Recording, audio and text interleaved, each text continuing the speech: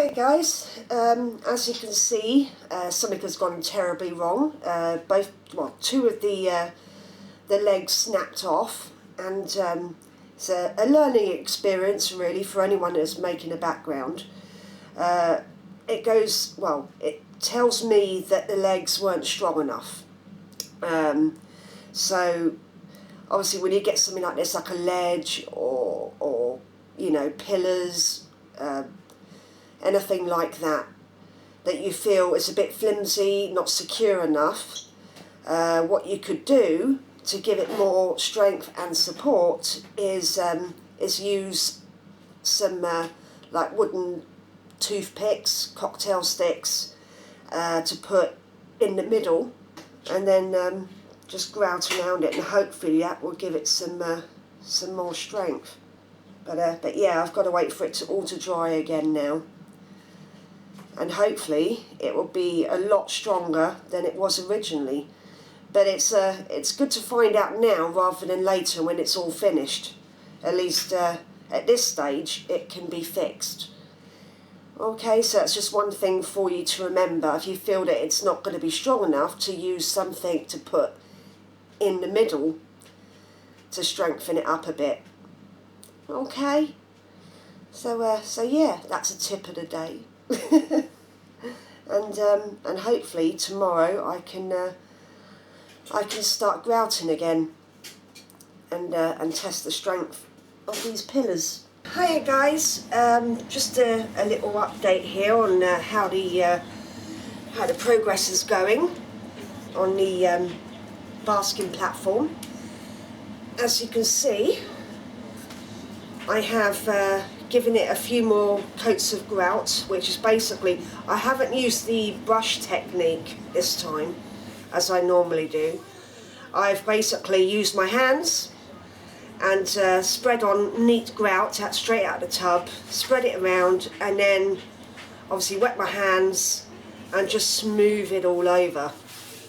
And I've done this now about 3-4 times, and then once all dry, I've gone in with a file and also some sandpaper and just filed off the little nasty bits that I don't want. There you go. You see it's nice and smooth. And that's the bottom view.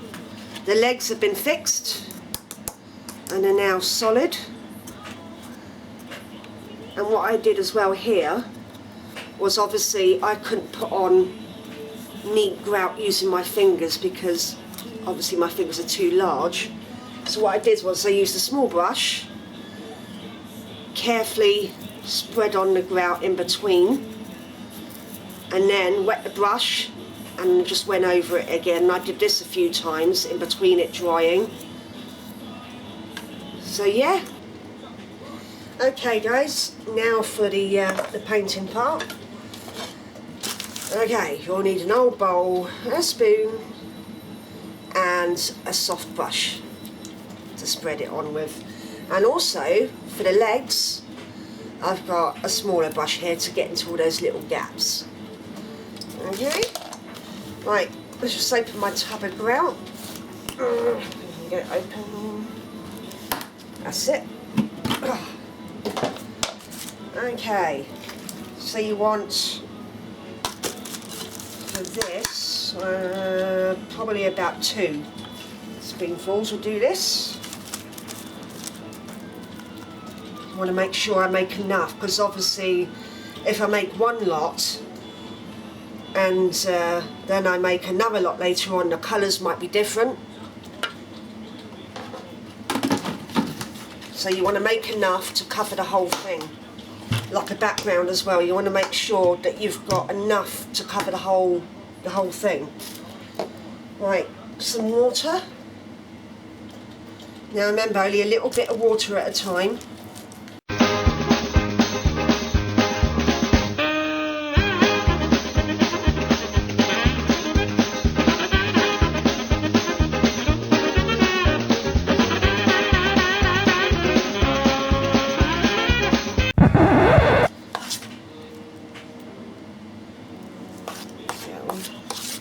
Right, let's add some oxidised red. Now this is water-based paint, and it's normally about 10 quid a bottle. My husband's an airbrush artist, so he's got tons of different coloured water-based paints. But obviously you can use any sort of household paints, like used for your, painting walls and what have you. A lot of people use acrylic paints as well. You can, they're fine to use. So what we do is, obviously I don't have a set amount that I use. I just keep squirting it in and keep stirring it until I'm satisfied with the colour. Yeah, that's what we do.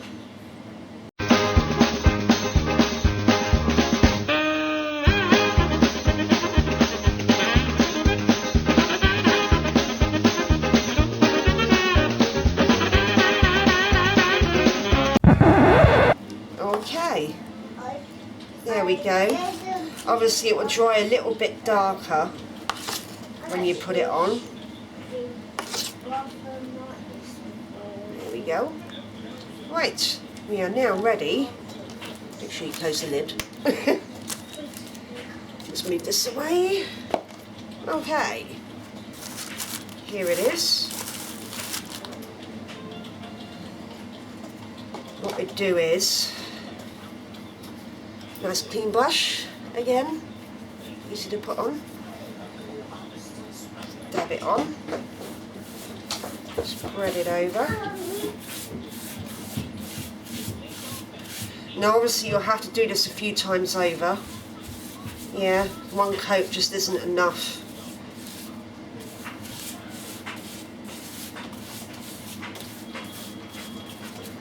On there, and all the little tiny bits you can just dab on and brush over. Like that. A bit more paint. Right, as you can see guys, my cheat is to get it onto a fan, and that normally takes about half an hour, and then it will be dry for another coat. But it's a great technique to use. I mean, if you've got a Viv that you can stick it into with a heat lamp, then obviously that would do the trick as well. But this is what I use. And yeah, give it half an hour and I should be able to do the bottom. Okay?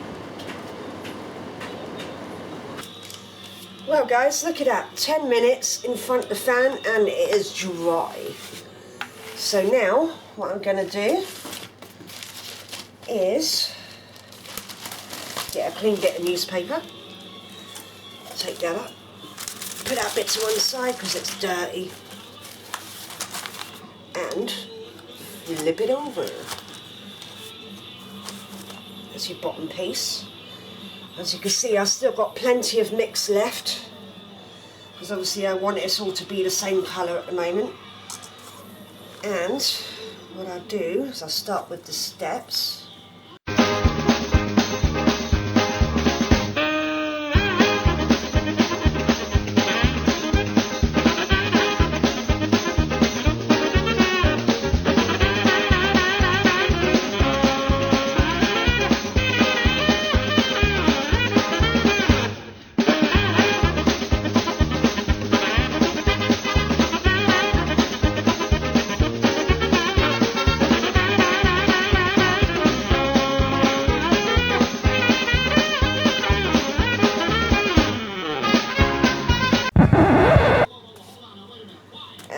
Voila, there you go.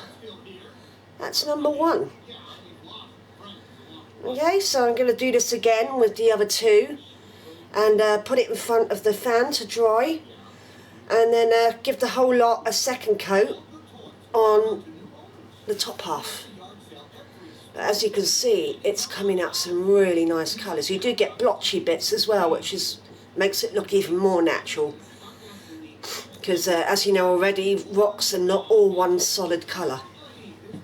Okay, so I'm going to carry on because you don't want to watch me do this, it's boring. And yeah, see you in a sec. Hi guys, as you can see the bottom is now done, and it's drying off in front of the fan. It's a bit dark in here, so you can't see its true colours, but I'll I'll take it outside once it's dry. And again, yeah, I'll do the top again and the bottom half, and it might be okay. It might be ready. Then again, I'll find out once it's all dry and it's had a second coat. Okay.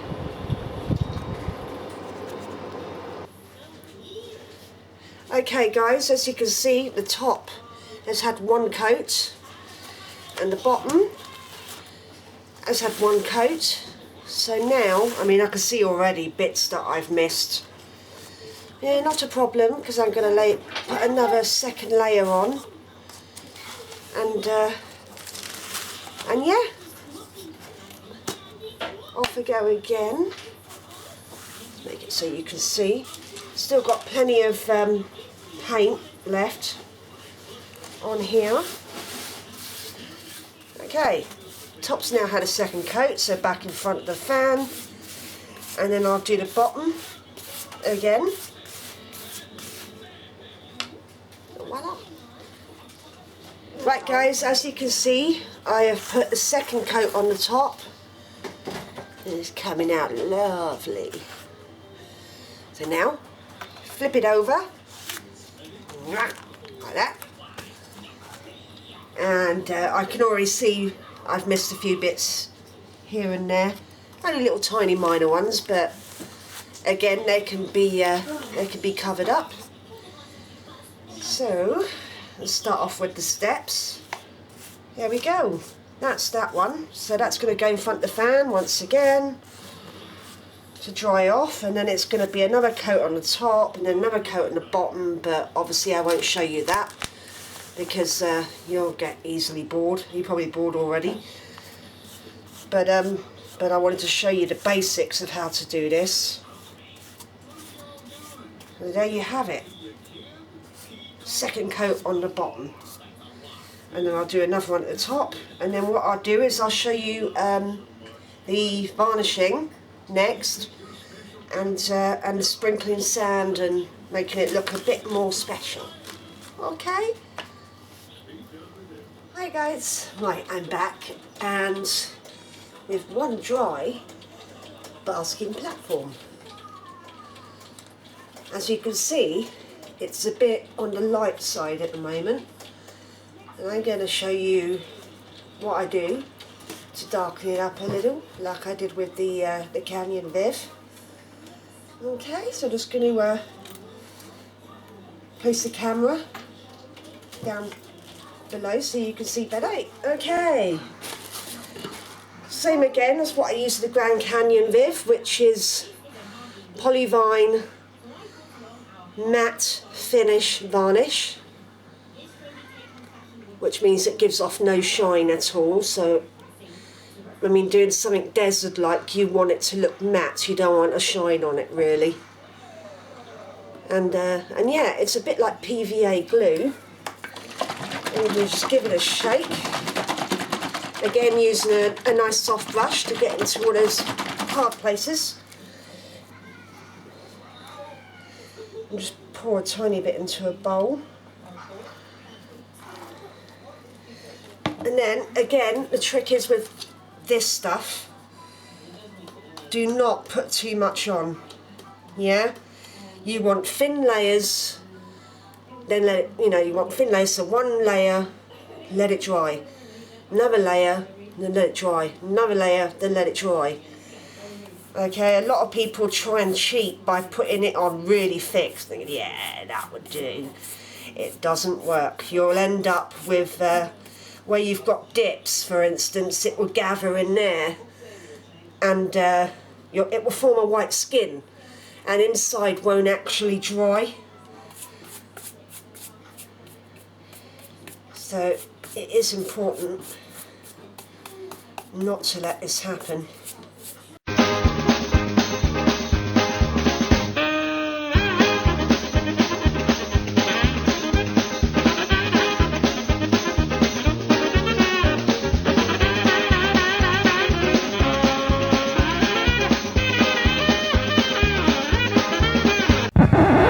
I'll show you the sand that I use. Once again, exactly like before, oxidised red.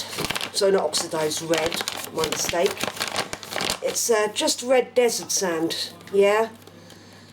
I mean, you can pick this up in any reptile shop.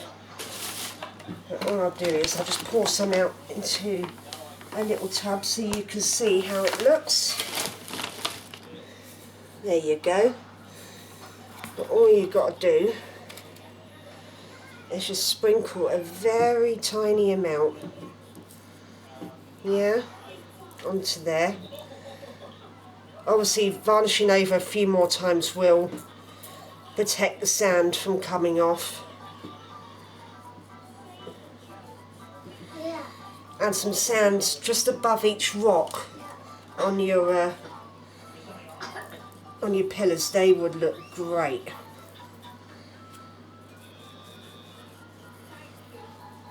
But yeah, that's what you want to do. Remember, not overboard. Okay? A bit around there and a bit around there. And there you have it. And yeah, obviously again 4 to 5 coats of varnish, and then it should be ready to put in your vivarium. Hi guys, yeah, so that's it basically. Like I said, it takes a couple of days. It's pretty simple to do, and yeah, thank you for all subscribing and all your comments. And if you've got any questions that I can maybe help you with, then yeah, feel free to leave a comment. And yeah, that is it. Thanks a lot, guys. See you soon. Bye.